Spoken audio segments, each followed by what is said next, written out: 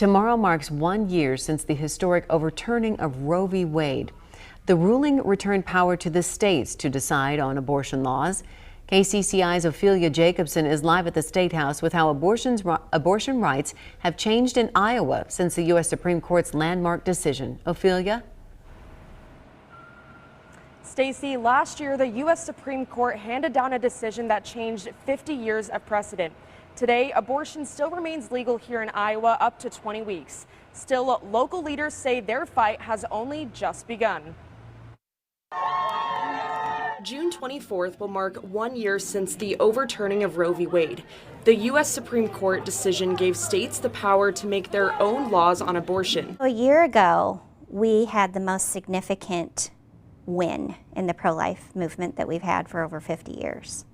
And so it is only right that we celebrate that significant victory. Iowans against abortion will celebrate their victory by marching from the west side of the state capitol to the Judicial Building on Saturday. We hope that we'll have several hundred Iowans present for that march. Iowa Democrats also marking the 1 year anniversary in a press conference today. Past year has been a cautionary tale for states going too far, and it's one that Iowa should learn from. Both demonstrations come at a pivotal time for abortion access here in the Hawkeye State.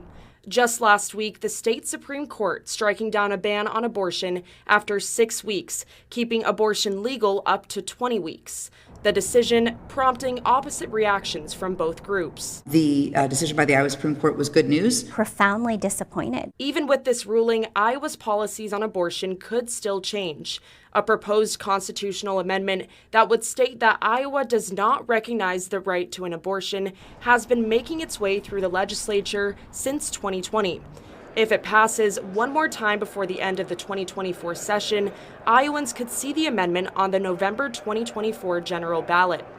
The two sides pledging to continue taking action to advance their causes. Until the day all life is protected in the womb, we're going to keep fighting. Iowa House Democrats continue to fight for this each and every day, and we will not stop until Iowans know that Democrats are the only people in this building committed to protecting reproductive freedom. Remembering how far their movement has come and how far they still need to go. Live at the state capitol, I'm Ophelia Jacobson, KCCI 8 News, Iowa's news leader.